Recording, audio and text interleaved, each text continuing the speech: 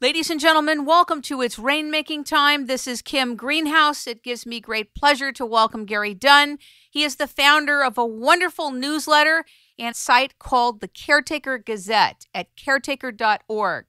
Now, Gary does something very unusual.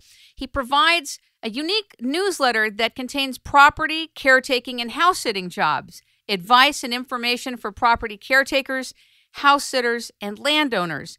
And he's published this since 1983, and it's the only publication in the world dedicated to the property and caretaking field. For those of you in global systemic transition and life transitions, this could be a fabulous opportunity for you. And I just think he's doing something very unusual that allows people to leave what they're doing, to try something different, to do something responsible, but to take the pressure off and also travel the world. Welcome, Gary Dunn, to It's Rainmaking Time. Good day. Good day, Kim. Thanks for having me on. Talk a little bit about how the Caretaker Gazette was inspired. Well, there's always been a need out there, and for years, and even today, a lot of people connect with the property owner. Caretakers and house sitters and property owners connect via word of mouth. And so we practice what we preach. My wife and I have been caretakers on and off for decades. And prior to the Caretaker Gazette, it was pretty much you had to be in the right place at the right time to learn of a caretaking situation via word of mouth. Talk to a property owner, someone who knows a property owner who has a need for someone to live in their empty home somewhere.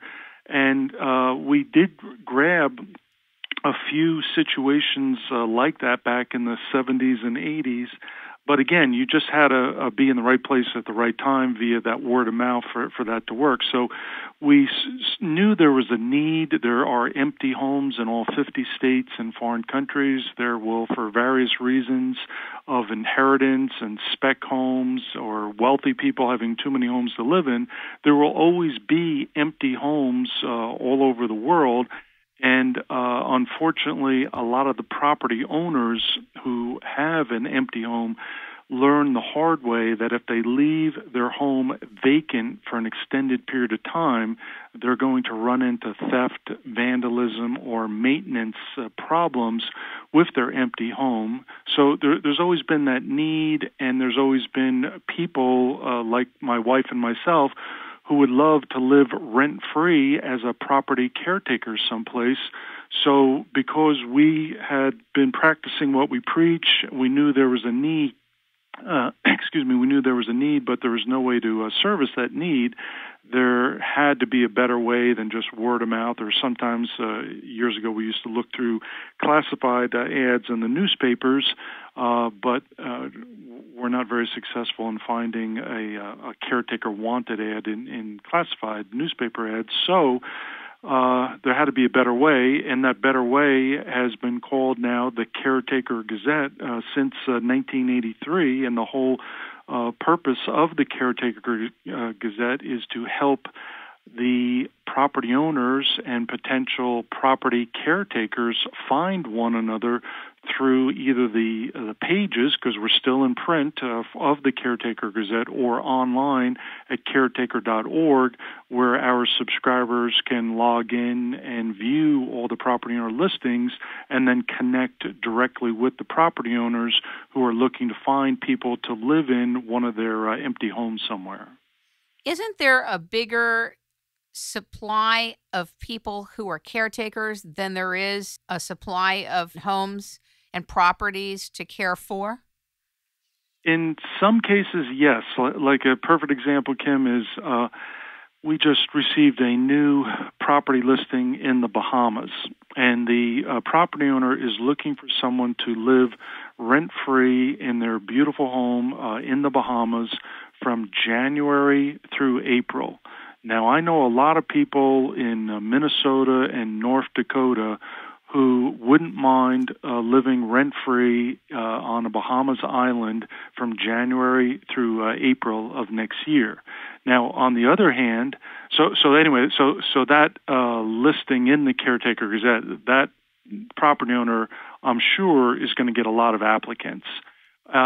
We have heard on the other extreme say, someone in the opposite direction in North Dakota, if they need a property caretaker to live in their home starting in January of any year in North Dakota, well, we've heard from some property owners that they get very few, if any, responses because maybe there's not too many people that want to go to North Dakota in January.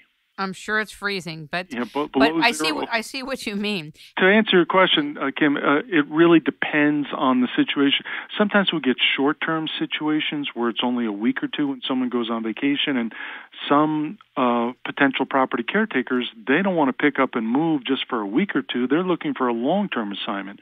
And then we have school teachers, as an example, who use the Gazette, and maybe they only want to use the rent-free living opportunities in the summertime, and we get some long-term positions that could last for years.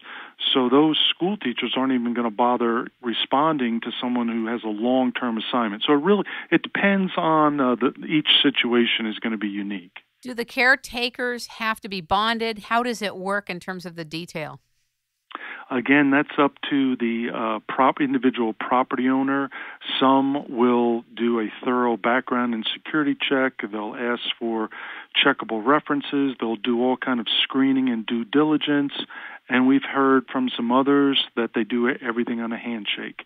If they feel that the applicant's going to be trustworthy and reliable, and if they give the property owner some references, and the property owner will call the references, and the references seem to check out, and they feel comfortable and they feel they can trust the applicant, we've heard of some of these situations being done on the handshake. Wow, that's really nice. I would imagine the high-quality people that come in, you can do that, but I imagine there's a whole section of people who will do background checks as well. Well, yeah, there's a whole group of folks that, particularly the wealthy, who have numerous homes and they do everything by contract and in writing. They'll have a prepared or written contract with all the duties, responsibilities, all the nitty-gritty details, all in writing. So this way, and these are the long-term situations for multimillionaires. These people own homes, vehicles, companies, etc. So they're used to doing everything in writing, and they do all the kind of background and security checks and all the right due diligence, and then they put it all in writing into a contract, and both parties sign the contract so that if it is a long-term situation, and if one of the responsibilities is, in the summertime to cut the lawn once a week, and the property owners show up one year and see the lawn hasn't been cut, well, then there's no excuse if you have that in writing and both of you sign it, and one of the stipulations is that the lawn must be cut in the summers or the snow shoveled in the wintertime, well, then there's really no excuses if those duties and responsibilities aren't completed. Talk to me about the profile. Why wouldn't a property owner just hire somebody? Well, there's some that will go ahead and use. There's some employment agencies that advertise. Again, this is usually for the celebrity crowd, and we have some celebrities and very famous names, the kind of people who have too many homes to live in, who do use the Caretaker Gazette. Are you at liberty to disclose that?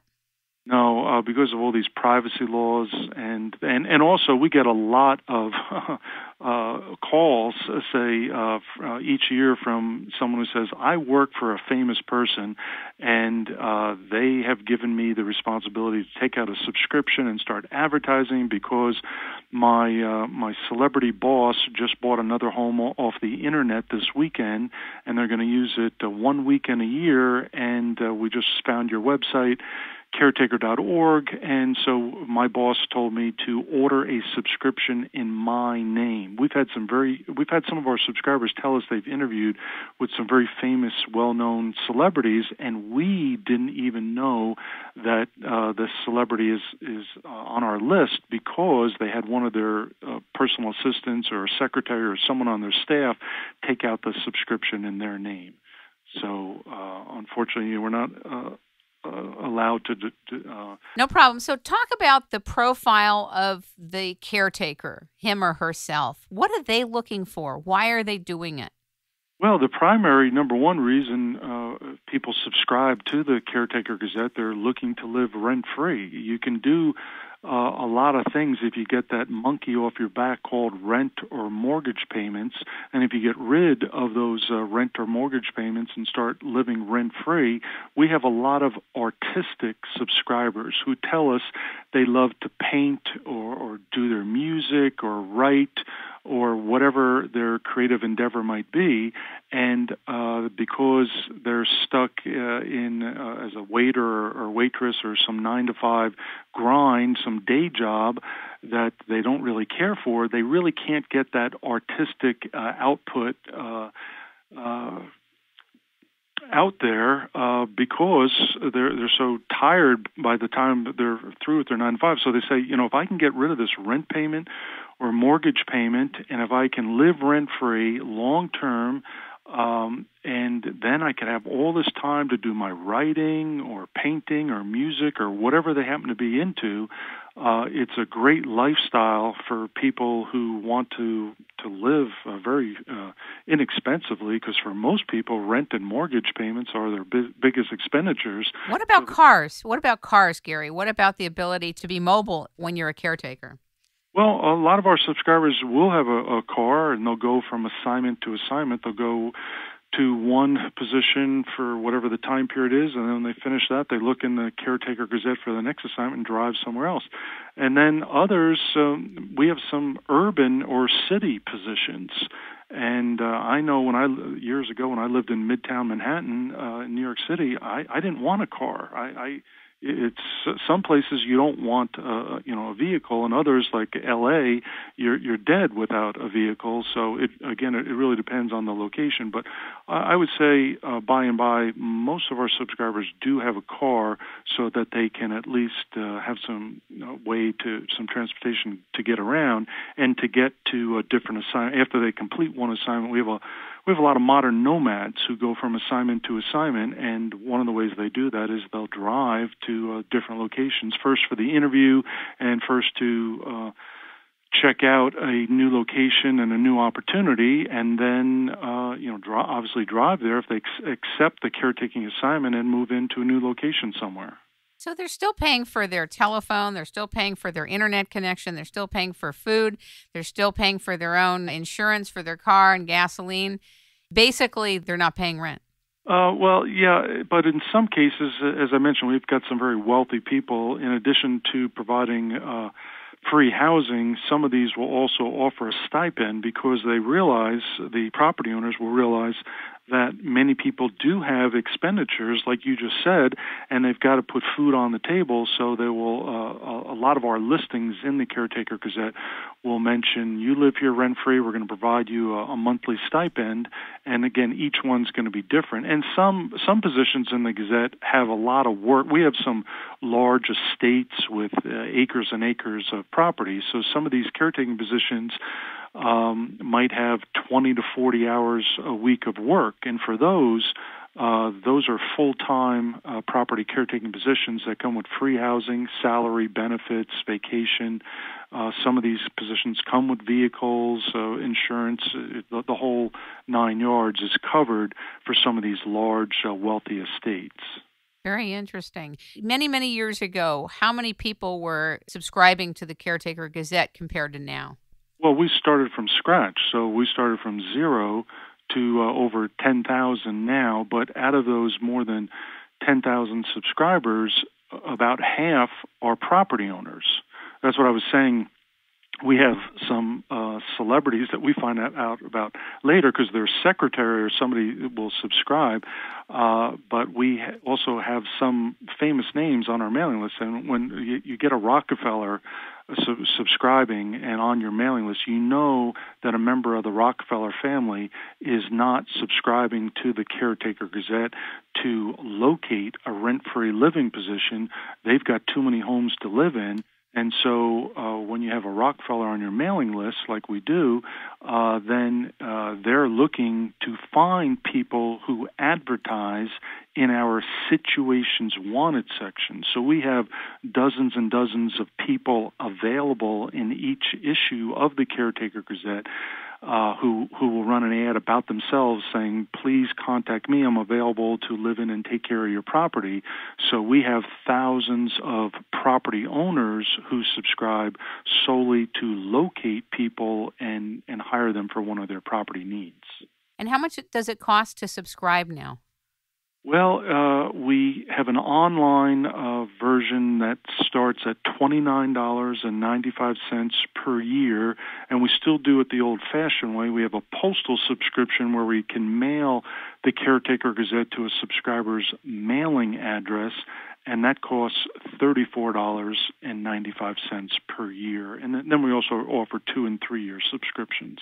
What are the challenges in this kind of business that you're in, which seems to be expanding and exciting because there's more need on both ends for the business? Are there challenges that are unique to your business? Not really. I mean, we're the only publication of its kind. There's some competing websites, maybe if that's what you're after, and they all seem to be overseas. And a lot of these overseas websites have taken what the Caretaker Gazette has been doing since 1983, and they'll pop up with a new website, and sometimes they don't last, and they'll disappear, and we get complaints. Sometimes we'll get someone who will call us and say, I subscribe to this website, and they're in Australia or New Zealand or England or somewhere overseas, and now I can't find the website.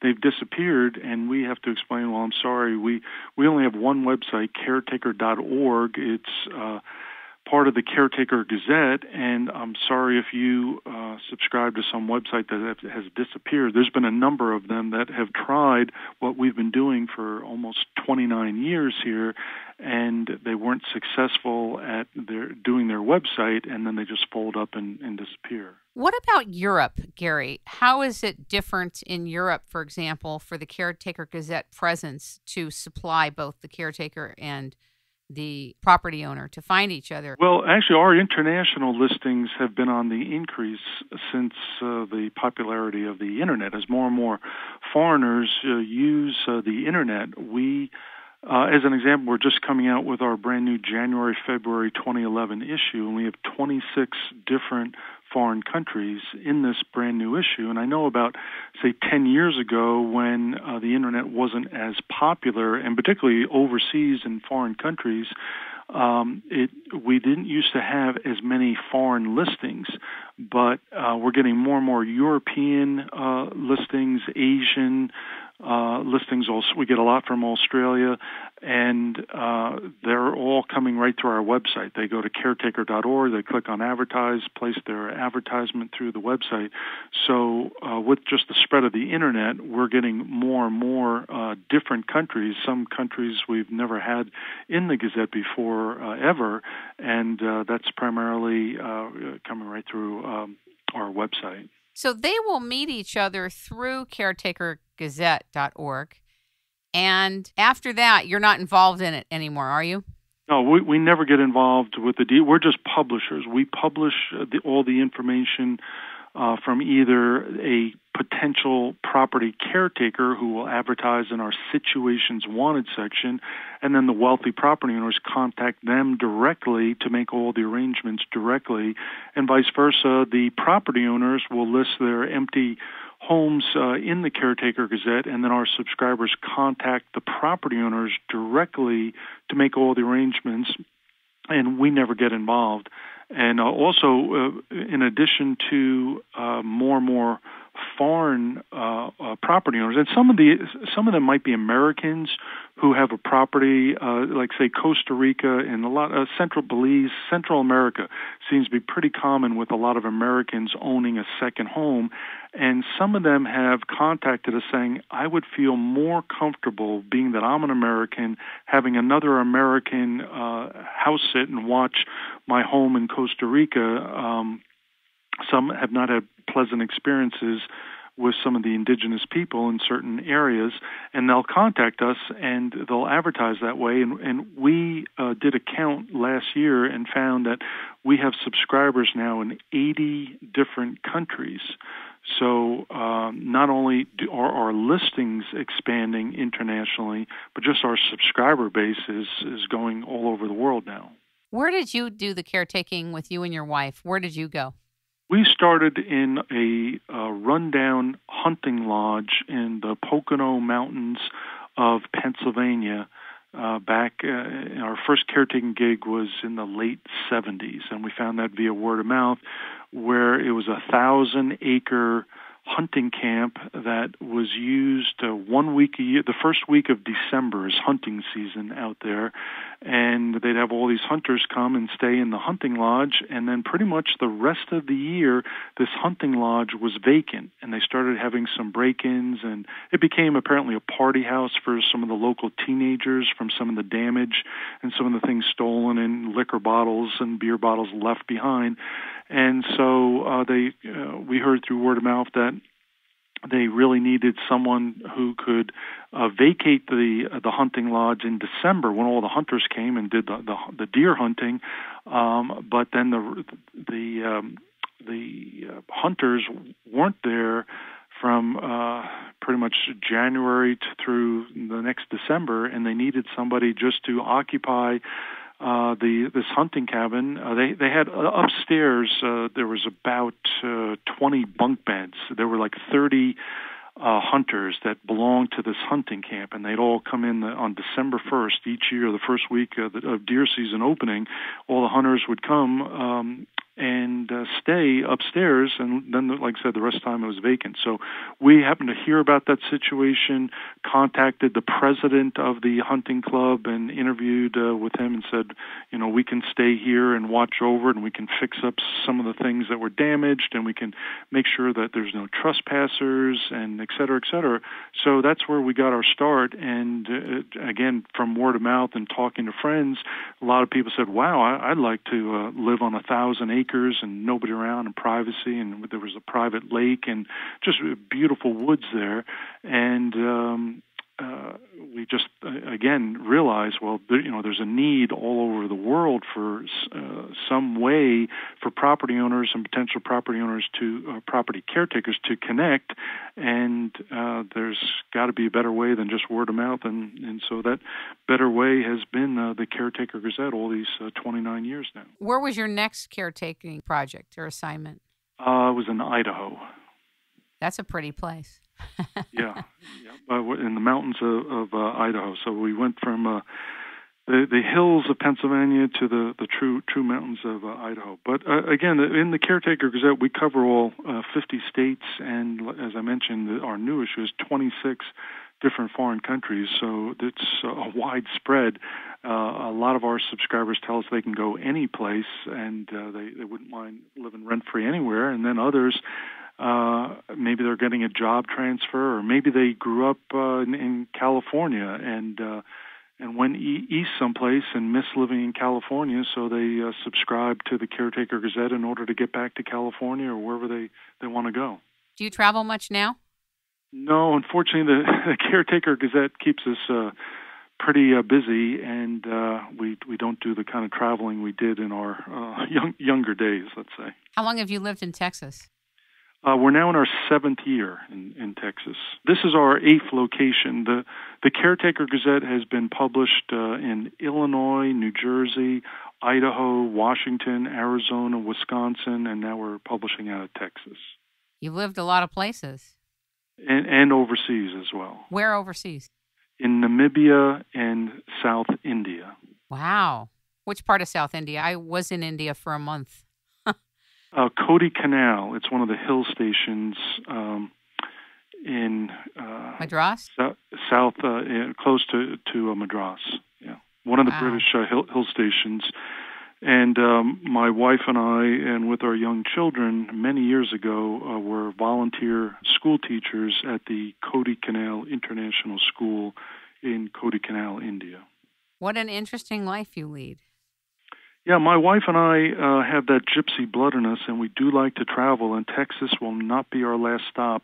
We have lived in and visited 45 different foreign countries, and when my wife and I met over 30 years ago. We had a pipe dream to visit every country in the world, and there's 162 different foreign countries, and we've only hit 45. So we have a long ways to go, but raising 3 kids and running the Caretaker Gazette has been a full-time gig, and when we eventually retire, we're going to hit the trail again, live overseas again, and start adding more countries to our list. Of the 45 countries you've been to so far, do you have a few favorites? A lot of people ask us that. We really enjoyed certain countries in the Middle East and Southeast Asia, I would say. Those 2 areas, probably because we like warmer climates and warm people there, and also maybe because in some of the areas, we've been to a lot of third world countries. Our philosophy was, when we're younger, let's hit the tough countries. Let's go to, and living in Namibia and living in India were not very easy compared to first world countries.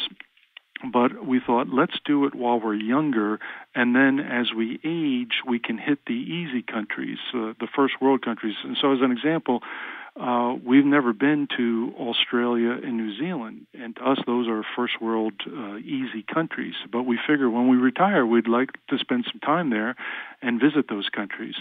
So a lot of the third world countries where we've gone, as an example, where we were in Namibia, there were no other Americans in the town where we lived for 6 months, and you really get to know the indigenous people and the lifestyle when you're living right there with them, and there's no other Americans or tourists or a lot of the things that we just all take for granted here in America. So we had some really good experiences in a few third world countries, and that really gave us the travel bug many years ago, and we miss it, but responsibilities come first, and running a business and raising 3 kids have taken our priority for the last about 15 years.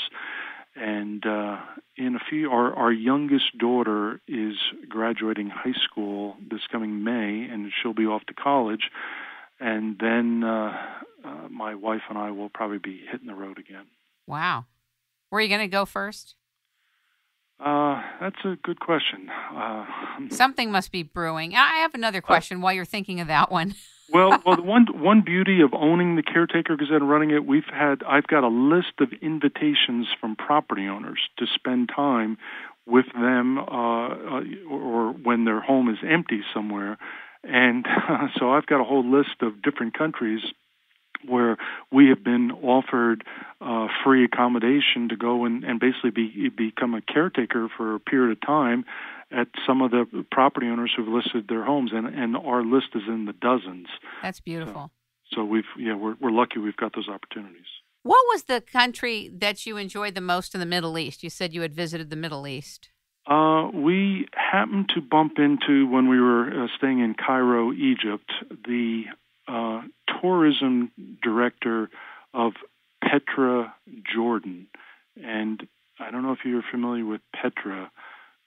It's an ancient city outside of Amman, Jordan. And anyway, when we met the Jordanian tourism director of the ancient city of Petra, he invited us we were taking the same flight from Cairo into Amman, and he invited us to spend a week with him and his family who lived right there in Petra, which is a fascinating place. And so we spent a week there, and then we spent more time in Amman. So I would say Jordan was one of our favorite countries, and we would enjoy going back. And this is going back 25 years ago. I'm sure a lot has changed, but we had such a wonderful time in Jordan. That right off the top of my head would be one of the favorites in the Middle East. It's amazing how when you are traveling internationally, how when you meet good people there, it flavors your entire stay in that location and enriches it. Yes, indeed.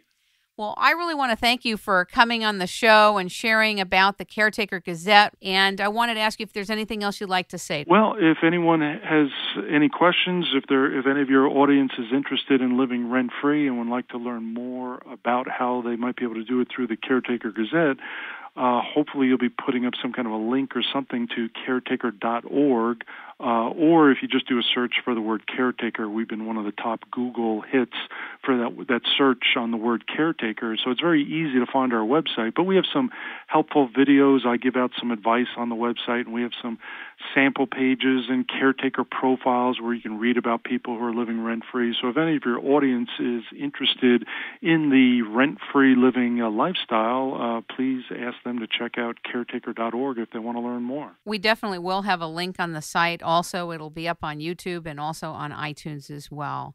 Thank you so much for joining us, Gary. Ladies and gentlemen, that was Gary Dunn from the Caretaker Gazette. Thanks, Kim. Take care. Thank you.